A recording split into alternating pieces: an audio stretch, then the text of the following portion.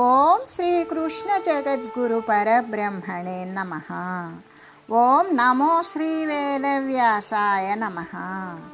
ఓం మద్గురు శ్రీ పూర్ణానంద స్వామినే నమః.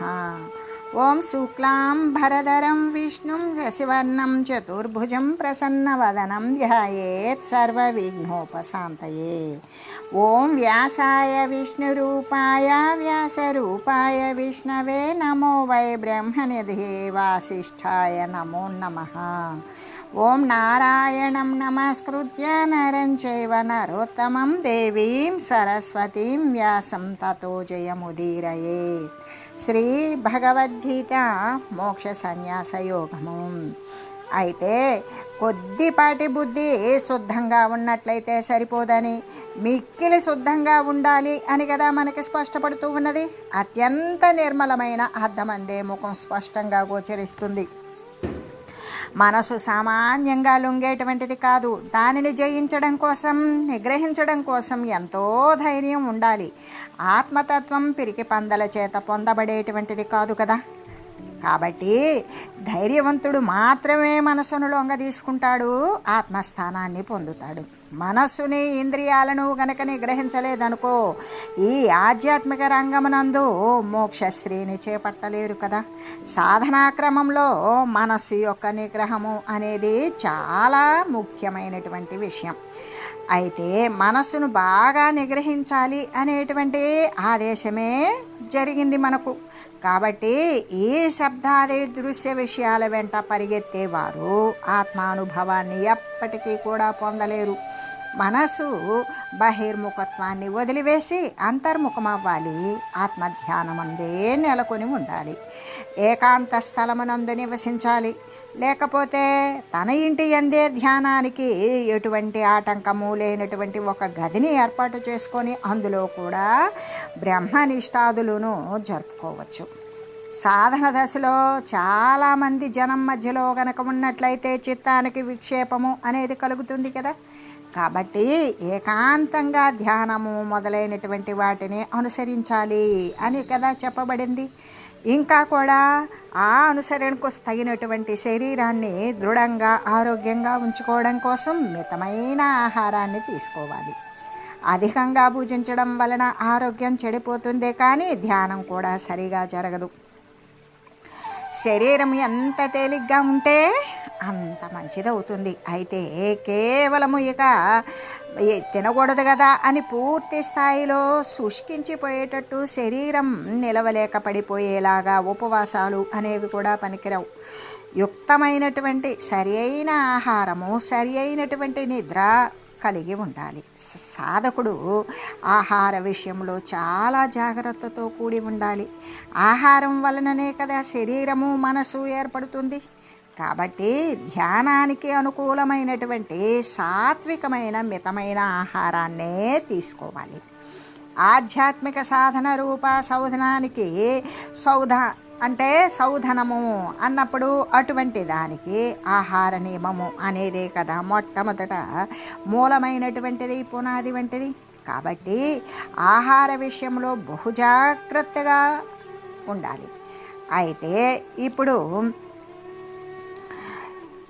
ఈ ఆహార సంయమాదులు అనేటువంటివి ఎంత ప్రధానమైనవో మనం ఆలోచన చేసుకోవచ్చు. కాబట్టి ఆహార విషయమై జాగ్రత్తను వహించడం చాలా ముఖ్యమైనది. వాక్కుని, శరీరాన్ని, మనసుని అంటే నోటి మాటను, శరీరాన్ని, మనసు, మానసికమైన ఆలోచనను అదుపులో ఉంచుకోవాలి. ఎలాగంటే ఇప్పుడు మదపటేనుగు మీద ఉన్నటువంటి మావటి వాడు ఏం చేస్తాడు అంటే, మావటి అంటే మదపటేనుగు తొక్కేస్తే అంతో కాదు, అయినా కూడా దాని నేర్పుతో తన యొక్క నిగ్రహంలోకి తెచ్చుకుంటాడు. అంకుశం చేత దాని యొక్క మాడు మీద తల పై భాగమున పొడవడం చేత ఆ బాధకు ఓర్వలేక అది ఆ మావటి వానికి స్వాధీనపడిపోతుంది. ఆహారం పెట్టడు, నీరు ఇవ్వడు, దానిని గొలుసులతో కట్టివేసి ఇబ్బంది పెడతాడు. కాబట్టి మావటి వానికి అది లోబడిపోతుంది, స్వాధీనపడిపోతుంది. అలాగే సాధకుడు కూడా ఏం చేయాలి? భక్తి ద్వారా జ్ఞానము, తపస్సు, ధ్యానము మొదలైనటువంటి వివేకము చేత శాశ్వత వస్తువు కోసం ఇటువంటివన్నీ కూడా సలుపుచు సత్య వస్తువు మాత్రమే నిత్యమైనది, స్థిరమైనది అనే విషయాలను మాత్రమే తెలుసుకొని వాక్కును, అటువంటి వివేకముతో కూడినటువంటి వాక్కును, శరీరాన్ని, మనసును కూడా తన యొక్క అధీనమునందు ఉంచుకోవాలి కదా. అంటే తను చెప్పినట్లుగా అవి నడవాలే కానీ మనసు, శరీరము, వాక్కు చెప్పినట్లు తను ఆడకూడదు కదా. అందుకే నిత్యం అని చెప్పారు. అలా చెప్పడం చేత ఒకసారి మాత్రమే ధ్యానశీలుడై దైవ చింతనతో కూడుకొని మరొకసారి దృశ్య సంబంధమైన విషయాల పట్ల విచ్చలవిడిగా తిరగకూడదు అనే కదా మనకు ఆదేశించడం జరిగింది. ఇటువంటి స్థితి ఏ యొక్క సాధన అయితే మొదలుపెట్టారో అటువంటి ప్రారంభ దశలో సాధ్యం కాకపోయినా కూడా దానిని అనుసరిస్తూ అలవాటు చేసుకునేటువంటి అభ్యాసము చేత క్రమక్రమంగా కూడా పెంచుకుంటూ వచ్చి క్రమంగా సిద్ధిస్తుంది. ధ్యానం నుండి బయటకు వచ్చినప్పుడు కూడా ఆ ధ్యాన కాలంలో ఉన్నటువంటి ప్రశాంత సాత్విక వాతావరణాన్ని కాపాడుకుంటూ ఉండాలి. అది అంటే ఇప్పుడు శ్రిత, ఆశ్రిత, ఉపాశ్రిత, సముపాశ్రిత అనేటువంటిది వైరాగ్యాన్ని ఏ విధంగా ఆశ్రయించినవాడు, బాగా ఆశ్రయించినవాడు, ఇంకనూ బాగుగా ఆశ్రయించినవాడు, లెస్సగా సంపూర్ణంగా ఆశ్రయించినవాడు సముపాశ్రిత అని చెప్పడం చేత ఏ యొక్క దృశ్య ప్రపంచమైనటువంటి ఈ యొక్క పదార్థాల పట్ల, అస్థిర వస్తుతతుల పట్ల ఈ వైరాగ్యాన్ని పరిపూర్ణంగా లెస్సగా ఆశ్రయించాలి అని కదా మనకి పూర్తి స్థాయిలో బోధింపబడింది. ఎలాగంటే మందవైరాగ్యముతో ఉన్నటువంటి వానిని మాయ అనేది ఏం చేస్తుంది అంటే ఒక్క ఊపులో పడేస్తుంది. అందుకే బలం అని చెప్పారు. అయితే బలం అనేటువంటి దాని యొక్క అర్థం ఏమిటి అంటే దైవ బలం, పరమార్థ బలము అని కాదు. మరి అసుర బలము, పశుబలము, కామక్రోధాదుల బలము అని మాత్రమే చెప్పబడింది. ఇచ్చట బలం అంటే ఏంటి అంటే దైవ బలము, పరమార్థ బలము అని మాత్రమే అని కాదు. అసుర బలము, రాక్షస బలము, పశుబలము, కోరిక యొక్క బలము, కోపము యొక్క బలము అని ఇటువంటి అర్షడ్వర్గాల బలము అనే కదా చెప్పబడింది. లేకపోతే తాను బలవంతుడును అనేటువంటి అభిమానమైన ఉండవచ్చు. కాబట్టి వీటిని త్యజించి వేయాలి. సత్కార్యాలకు ఉపయోగించేటువంటి బలము మాత్రమే ఉత్తమమైనది కానీ దుష్కార్యాలకు ఉపయోగించేటువంటిది కాదు కదా. మొండి పట్టుదలతో చూపబడేటువంటి బలము వదిలివేయదగినది అవుతుంది. కాబట్టి వాటిని వదిలివేసి దైవ బలము చేత మాత్రమే వాడు సంపాదించాలి. ధ్యానం చేసేటప్పుడు, భగవంతుని యొక్క చింతన చేసేటప్పుడు కూడా సాధకుడు ఎలా ఉండాలి అంటే గొప్పదైనటువంటి ఏకాగ్రత కలిగిన వాడు వాని యొక్క లక్ష్యమైనటువంటి భగవంతుడు తప్ప ఇతర విషయాల యందు ఏవి కూడా మనసునందు జొరబడకుండా ఉండేలాగా చూసుకోవాలి. ఇదే కదా అనన్య భక్తి, అనన్య చింతనము, అనన్య ధ్యానము. ఇతరత్ర ధ్యాస లేకుండా, ఇటువంటి ఇతర ధ్యాస లేకుండా దైవ చింతనము వలననే ఉండడం కదా గొప్పదైనటువంటి ఏకాగ్రత. ఆ ఏకాగ్రత వలననే కదా మనసు ఏది సంకల్పిస్తుందో మరి నోరు అదే మాట్లాడుతుంది, ఏది నోరు మాట్లాడుతుందో అదే శరీరం అనుసరిస్తుంది. కాబట్టి ఇటువంటి ఏకాగ్రత వలననే మనుజునికి పూర్ణమైనటువంటి శాంతి, పరమ ఆనందము కూడా చేకూరుతాయి అనే చెబుతూ, ఎలాగంటే మనకి అది మహాభారత కాలం, దాని గురించి మనందరికీ కూడా తెలిసినటువంటి విషయమే. పాండవులు, కౌరవులు చిన్న పిల్లలుగా ఉన్నారు. బాల్యకాలంలో ఒకే గురువు వద్ద ధనుర్విద్యను శిక్షణ పొందారు. ఆ గురువెవరు అంటే మనందరికీ తెలిసిన విషయమే. ఎందుకంటే భారతాన్ని ప్రతి ఒక్కరం తెలుసుకునే ఉన్నాం కాబట్టి ఆ గురువు ద్రోణాచార్యుడే కదా.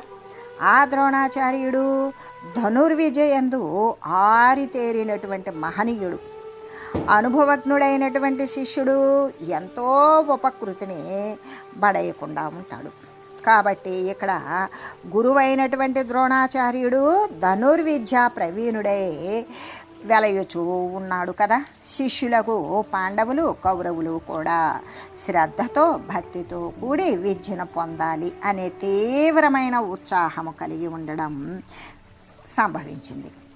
దాని వలన శిష్యులకు ఆ పాండవులకు ఆ కౌరవులకు కూడా ధనుర్విజయందు చక్కటి కుశలత కౌశల్యము అనేది కూడా ఏర్పడింది. అయినప్పటికీ కూడా ఒకనాడు వారి ధనుర్విద్యా ప్రావీణ్యాన్నే ద్రోణాచార్యుడు దలంచాడు. ఎందుకు అంటే ప్రతి విద్యార్థికి కూడా తాను నేర్పినటువంటి పాఠం ఎంతవరకు పట్టింది అనేటువంటి ఎప్పటికప్పుడు మాస పరీక్షలు, మరి త్రైమాసిక పరీక్షలు, ఇంకా కూడా 6 మాసాలకు ఒక పరీక్ష, ఇలాగా అనమాట. అంటే యూనిట్ టెస్ట్ మంత్లీ అని, క్వార్టర్లీ 3 months కానీ, హాఫ్ ఇయర్లీ అనేటువంటి 6 నెలలకు, ఇక ఫైనల్ ఎగ్జామ్స్ సంవత్సరాంతములు, ఈ విధంగా జరుగుతూ ఉంటాయి విద్యార్థులకి. అలాగే ఇక్కడ ద్రోణాచార్యుడు కూడా తన యొక్క శిష్యుల్ని ధనుర్విద్యా పాఠవం ఎవరెవరికి ఎంతెంత ఉన్నది అనేది పరీక్ష చేయాలి అనుకున్నాడు. ఊరి బయట ఒక పెద్ద చెట్టు ఉన్నది. దాని యొక్క ఒక ఎత్తైన కొమ్మకు ఒక పొడవైన పడకర్రను కట్టించాడు ద్రోణుడు. ఆ కర్ర చివర గాజు కన్నుతో కూడినటువంటి ఒక కొయ్య పక్షిని కూడా వ్రేలాడదీశాడు. పరీక్షా సమయానికి ఒకానొక దినం ముందుగా నిర్ణయించుకున్నారు. ఆ దినమునందు 5 పాండవులను 100 మంది కౌరవులను కూడా ద్రోణాచార్యుడు ఆ చెట్టు సమీపానికి పిలుచుకొని వచ్చాడు. వారితో ఇలా చెప్పాడు: శిష్యులారా, కొన్ని సంవత్సరాల నుండి కూడా మీరు నా వద్ద విద్యను అభ్యాసం చేస్తూ ఉన్నారు కదా. మీరందరూ కూడా శ్రద్ధతో భక్తితో విశ్వాసంతో విద్యను నేర్చుకుంటూ ఉన్నారు కదా. అయితే ఆ విద్య యందు మీరెంత ప్రావీణ్యాన్ని పొందారో ఈరోజు నేను పరీక్షించాలి అని మిమ్మల్ని అందరినీ కూడా ఇక్కడికి తీసుకొని వచ్చాను. ఇదిగో చూడండి, ఇక్కడ ఒక పెద్ద వృక్షం ఉన్నది కదా. దాని కొమ్మ చివర ఒక పొడవైన గడకర్ర కట్టబడి ఉన్నది. దాని చివర ఒక కొయ్య పక్షి వేలాడగట్టబడి ఉన్నది. దానికి ఒక గాజు కన్ను కూడా అమర్చబడి ఉన్నది. మీరు చేయవలసినటువంటి పని ఏమిటి అంటే బాణంతో ఆ గాజు కన్నును ఛేదించి వేయండి. కాబట్టి మీరు మీ ధనస్సులను బాగుగా ఎక్కువ పెట్టండి, సిద్ధంగా ఉండండి. నేను ఎవరెవరిని పిలుస్తూ ఉంటానో వారు వచ్చి ఎప్పుడు కొట్టమని చెప్తానో అప్పుడు సరిగ్గా గాజు కన్నునే బాణంతో కొట్టేయాలి. ఇదే మీకు పరీక్ష. కాబట్టి ధనుస్సులను లెస్సగా సంధించి సిద్ధంగా ఉండండి. అలా గురుదేవుడు ఈ ప్రకారంగా ఆదేశం ఇవ్వగా అప్పుడు ఆ క్షణంలోనే పాండవులు ఇంకా కూడా ఆ కౌరవులు అందరూ తమ తమ ధనుస్సులను చక్కగా సంధించి నిలబడ్డారు. అప్పుడు ద్రోణాచార్యుడు వారిలో ఒక్కొక్కరిని పిలుస్తూ బాణాన్ని ప్రయోగింపమని చెప్పి సరిగ్గా వారు బాణమును వదలబోయే సమయంలో వారిని ఆపి, నాయనలారా, ఈ సమయంలో మీకు ఏది కనిపిస్తుందో చెప్పండి అని వారిని అడుగుతూ ఉన్నారు.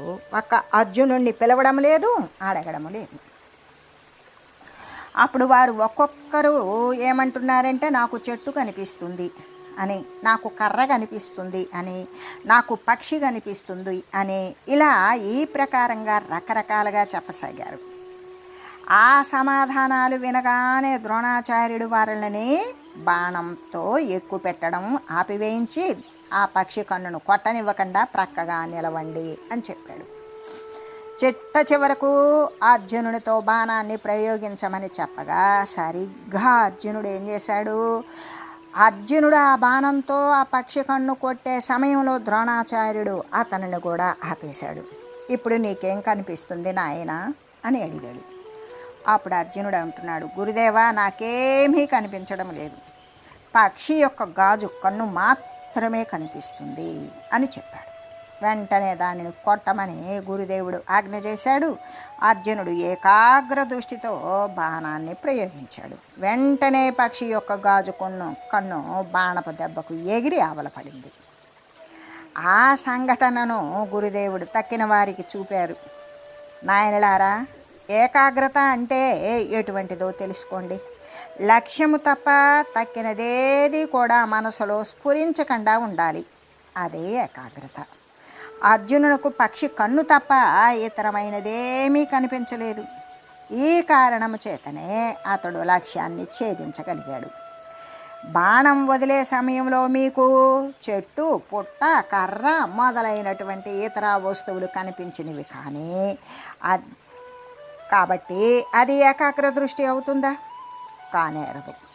అర్జునునిలాగానే మీరు కూడా ఏకాగ్ర దృష్టిని అలవాటు చేసుకోండి.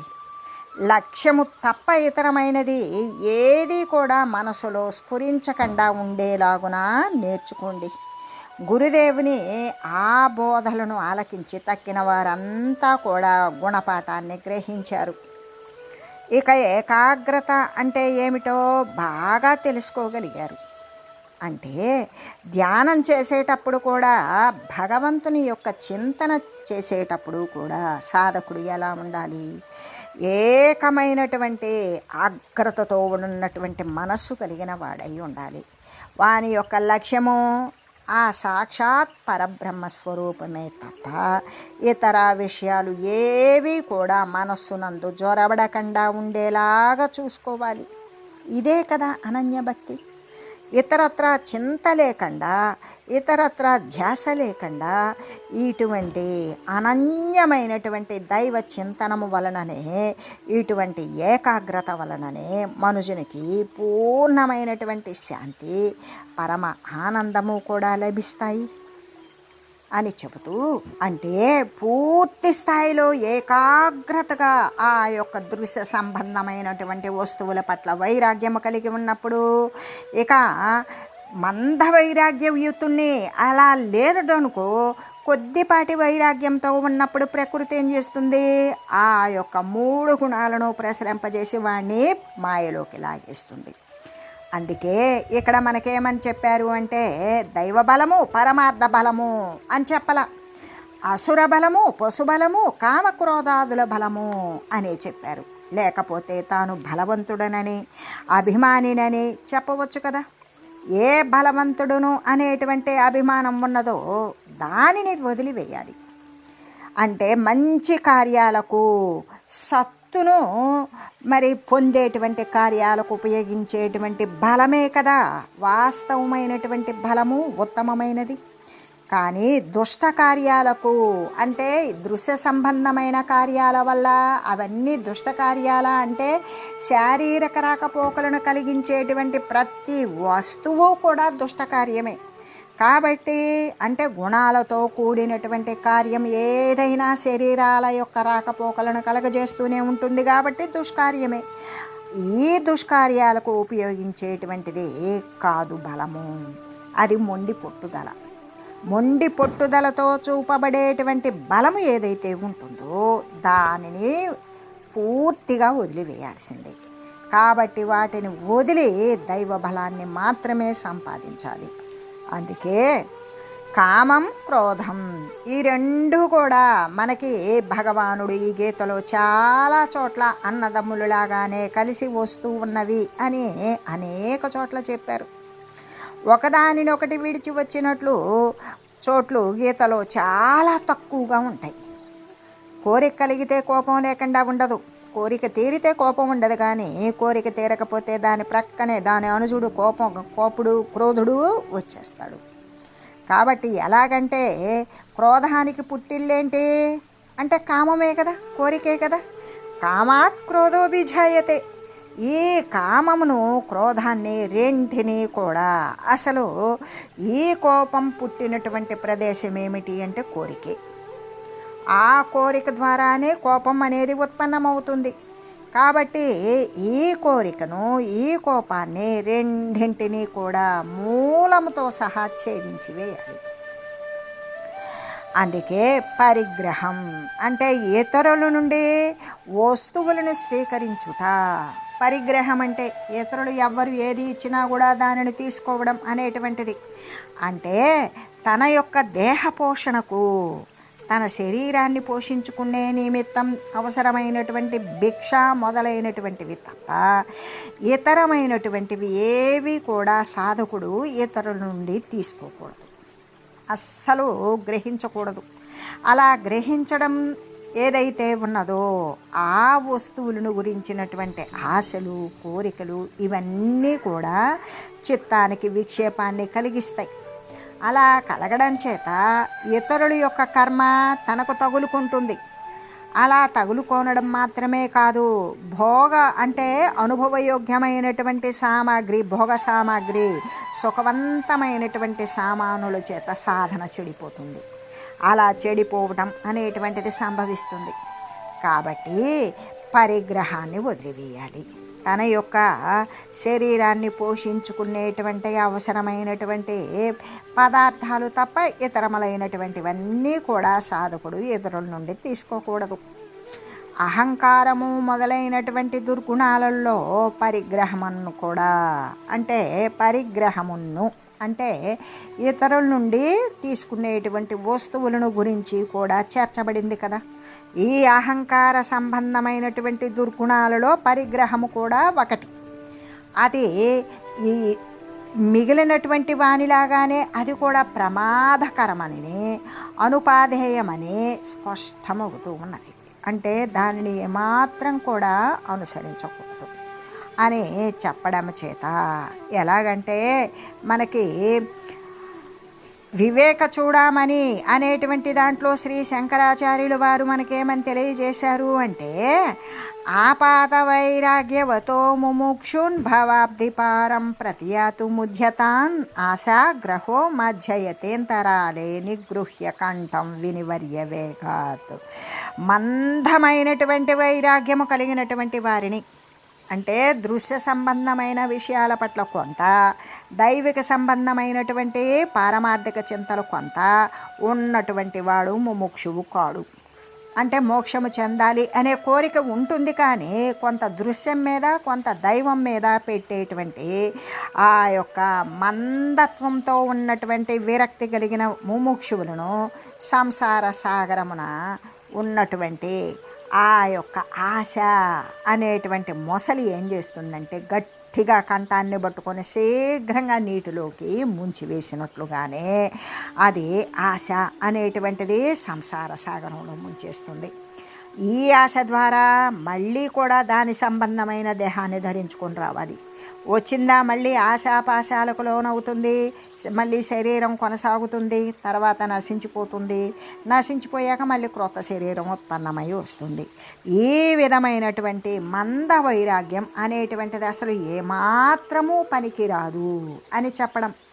అందుకే ఆశ్రయించటం, బాగా ఆశ్రయించడం, ఇంకా బాగా ఆశ్రయించడం కంటే శ్రిత ఆశ్రిత ఉపాశ్రిత అనే దానికంటే సముపాశ్రిత, లెస్సగా సంపూర్ణంగా దైవాన్ని ఆశ్రయించిన వాడు ప్రాపంచక సంబంధమైన వస్తువుల పట్ల పూర్తి స్థాయిలో కూడా వైరాగ్యాన్ని ఆశ్రయిస్తాడు. వాటిపైన వానికి ఆశ అనేటువంటిది ఉండదు అని చెబుతూ, అందుకే విముచ్య అని చెప్పారు.